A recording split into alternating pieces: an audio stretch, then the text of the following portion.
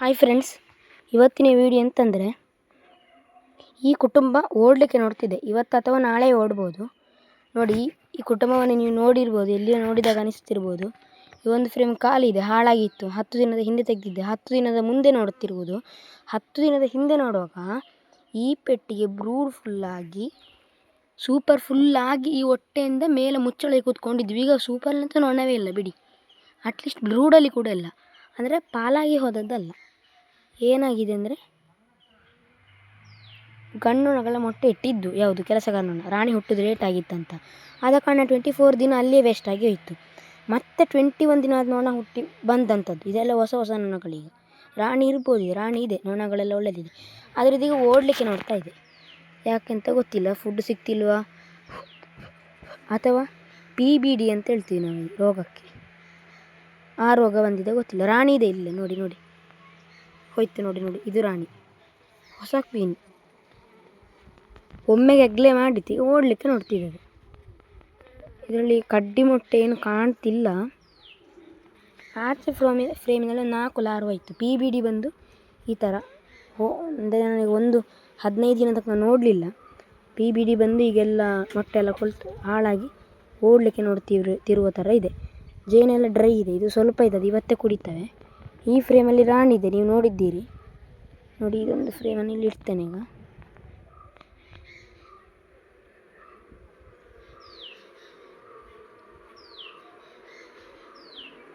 ಇದರಲ್ಲೆಲ್ಲ ಎಂತೆಲ್ಲ ಎಂಟಿ ನೋಡಿ. ಒಳ್ಳೆ ಬ್ರೂಡ್ ಇತ್ತು ಮೊದಲೇ ನೋಡುವಾಗ, 15 ದಿನದ ಹಿಂದೆ ಫುಲ್ಲು ಸೀಲಿ. ಈಗ ಏನೇನಿಲ್ಲ. ಮತ್ತು 10 ದಿನದ ಹಿಂದೆ ಕಂಟಿನ್ಯೂಸ್ ಮಳೆ ಬರ್ತಿದೆ, ದಿನಕ್ಕೆ ಒಂದೊಂದು ಸತಿ ಶೆಡ್ಯೂಲೆಲ್ಲ. ಆದುದರಿಂದ ನೊಣಗಳಿಗೆ ಕೂಡ ಸ್ವಲ್ಪ ಕಷ್ಟವೇ. ಆದುದರಿಂದ ಇವುಗಳಿಗೆ ಈಗಲೇ ಮಳೆಗಾಲ ಶುರುವಾಗಿದೆ. ಇನ್ನು ಕೂಡ ಏಪ್ರಿಲ್ ಸ್ಟಾರ್ಟ್ ಎಂಡ್ ಬರ್ತಾ ಇದೆ ಈಗ. ನೋಡಿ, ಒಂದೇ ಒಂದು ಕಡ್ಡಿ ಮೊಟ್ಟೆ ಇಲ್ಲ. ಓಡಲಿಕ್ಕೆ ಪೂರ್ಣ ತಯಾರಿ ಮಾಡಿವೆ. ಸಾಧಾರಣ ಇವತ್ತೇ ಓಡ್ಬೋದು. ಇಂಥ ಕುಟುಂಬಗಳಿಗೆ ನಾವು ಏನು ಮಾಡಬೇಕು, ಸೊಲ್ಯೂಷನ್ ಎಂತ ಕೇಳಿದರೆ ಬೇರೆ ಎಂತೆಲ್ಲ. ಈ ಕುಟುಂಬವನ್ನು ಇನ್ನೊಂದು ಕುಟುಂಬವನ್ನು ಮುಟ್ಟಬೇಡಿ. ಸೋಪ್ ಹಾಕಿ ಕೈ ತೊಳೆದು ಮುಟ್ಟಬೇಕು. ಇಲ್ಲಾಂದರೆ ಅಕಸ್ಮಾತ್ವಾಗಿ PBD ಬಂದಿದ್ದರೆ ನಮ್ಮ ಕುಟುಂಬ ಹೋಗ್ತದೆ. ಈ ಏರಿಗಳನ್ನೆಲ್ಲ ತೆಗೆದು ರಾಣಿ ಇರುವ ಏರಿ ಮತ್ತು ಇನ್ನೊಂದು ಏರಿ, 2 ಏರಿಯನ್ನು ಇಲ್ಲಿ ಉಳಿಸಿ ಉಳಿದ 6 ಏರಿಗಳನ್ನು ತೆಗೆದು ಇದರಲ್ಲಿ 5 ಏರಿ ತೆಗೆಯೋದು. ಒಂದು ಆಲ್ರೆಡಿ ಖಾಲಿ ಇದೆ. ಇನ್ನೊಂದು ಒಳ್ಳೆ ಮೊಟ್ಟೆ ಏರಿ ಇರುವ ಬ್ರೂಡನ್ನು ಇದಕ್ಕೆ ಕೊಡಬೇಕು. ಆಗ ಕುಟುಂಬ ಕುಳಿತುಕೊಳ್ತೇವೆ ಮೊಟ್ಟೆ ಇರುವ ಕಾರಣ. ಮತ್ತು ಬೇಕಾದರೆ ಒಂದು ರೌಂಡ್ ಸಕ್ಕರೆ ಪಾಕ ಕೊಡ್ಬೋದು. ಈಗ ನಾವು ಕೊಡೋದಿಲ್ಲ, ಬೇರೆ ಪೆಟ್ಟಿಗೆಗೂ ಎಲ್ಲ ಕುಡಿಲಿಕ್ಕೆ ಬರ್ತವೆ. ಈ ಏರಿಯನ್ನು ಮತ್ತು ಈ ಏರಿಯನ್ನು ಉಳಿಸ್ತೇನೆ. ಒಂದು ಎಲ್ಲ ಏರಿಗಳನ್ನು ತೆಗೆಯುವುದು. ಈ ಥರ ಆಗ್ತದಂಥ ಕುಟುಂಬ ನಾನು ಎನಿಸ್ಕೊಂಡೇ ಇರಲಿಲ್ಲ. ಸಾಧಾರಣ 5 ರಿಂದ 6 kg ಜೇನು ಬಂದಿತ್ತು ಇದರಲ್ಲಿ. ಅಂದರೆ ಇದು ಪಾಲಾದದಂತಲ್ಲ, ರಾಣಿಯನ್ನು ಸಾಯಿಸಿದ್ದು ಇವುಗಳು. ಅದು 1-2 ತಿಂಗಳ ಹಿಂದಿನ ಕತೆ. ಗಂಡು ನೊಣಗಳೇ ಒಂದು 50% ಇವೆ. ಅದರಲ್ಲಿ ಗಂಡು ನೊಣಗಳನ್ನ ತೆಗೆದರೆ ಕುಟುಂಬ ತುಂಬ ಸಣ್ಣದು. ನೋಡಿ ಹೇಗೆ ಆಗಿದೆ, ಫುಲ್ಲು ಡ್ರೈ.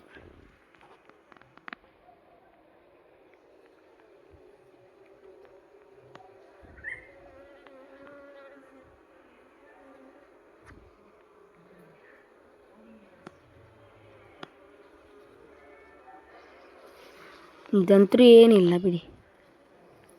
ಇದನ್ನು ಇನ್ನೊಂದು ಕುಟುಂಬಕ್ಕೆ ಸೂಪರಿಂಗ್ ಮಾಡೋದು ಅಥವಾ ಏರಿ ಕಟ್ಟಿ ಕೊಡೋದು, ಈ ಥರ ಎಲ್ಲ ಕೆಲಸಗಳಲ್ಲಿ ಮಾಡಿದರೆ ನಾವು ಆ ಕುಟುಂಬವನ್ನು ಕೂಡ ಕಳ್ಕೊಳ್ಬೇಕಾಗ್ತದೆ.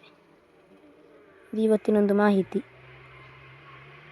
ಬಹುಶಃ PBD ಬಂದಿರ್ಬೋದು, ಪ್ಲೇನ್ ಬ್ರೂಡ್ ಡಿಸೀಸ್, ಅಥವಾ TSP ಅಥವಾ CBD. ತಾಯ್ಸೆಕ್ ಬ್ರೂಡ್ ಮಾತ್ರ ಅಲ್ಲ. ತಾಯ್ಸೆಕ್ ಬ್ರೂಡ್ ಇಲ್ಲಿ ಈ ಕಾಲದಲ್ಲಿ ಬರೋದು ಕಮ್ಮಿ. ನಮ್ಮಲ್ಲಿ ಮಳೆಗಾಲದಲ್ಲಿ ಬಂದರೆ ಅದು 1 ತಿಂಗಳಲ್ಲಿ ಕಮ್ಮಿ ಆಗ್ತದೆ, ಅಷ್ಟು ಉಪದ್ರ ಏನಲ್ಲ. ಇದು ಮಾತ್ರ ಬಂದರೆ ಕುಟುಂಬವೇ ಹೋಯಿತು. ಆದರೆ ಇಲ್ಲಿ ನೋಡಿ ಎಲ್ಲ ನೋಡಿ ಎಷ್ಟು ಒಳ್ಳೆದಿದೆ ಅಂತ. ಏರಿಯೆಲ್ಲ ಒಳ್ಳೆಯದಾಗಿದೆ, ಏನೂ ಹಾಳಾಗಿಲ್ಲ. ಇದನ್ನು ಮುಂದಿನ ವರ್ಷಕ್ಕೆ ತೆಗೆದಿಡ್ತೇನೆ. ಈ ಥರದ್ದು ಸ್ವಲ್ಪ ಕಪ್ಪಾದದನ್ನು ಮಾತ್ರ ಮೇಣ ಮಾಡೋದು. ಇದನ್ನು ಮೇಣ ಮಾಡೋದನ್ನೆಲ್ಲ ಮುಂದಿನ ಮೇ ತಿಂಗಳಲ್ಲಿ ನೋಡುವ. ಇದನ್ನು ನಾನು 2 ಏರಿಯನ್ನು ಉಳಿಸಿ ಉಳಿದ ಏರಿಯನ್ನೆಲ್ಲ ತೆಗಿತೇನೆ.